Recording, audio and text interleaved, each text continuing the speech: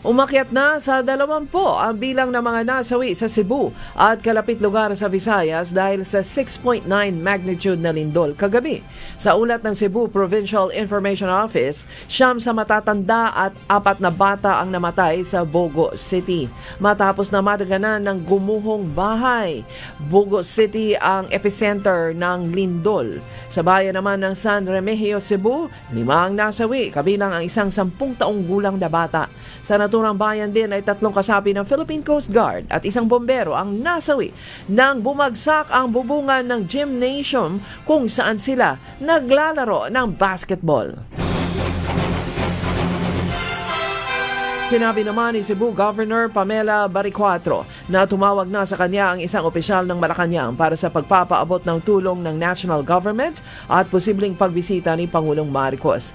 Kagabi pa lang ipinag-utos ni Baricuatro ang pagtatayo ng Emergency Operations Center sa Danao City upang tugunan ang pangangailangan ng mga biktima.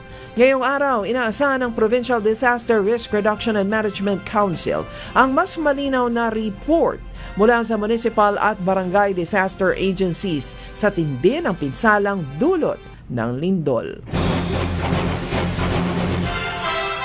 Sa Bacolod City, sinuspinde ni Mayor Greg Gasataya ang in-person classes sa lahat ng antas ng paaralan, pribado man o publiko ngayong araw ng Miyerkules.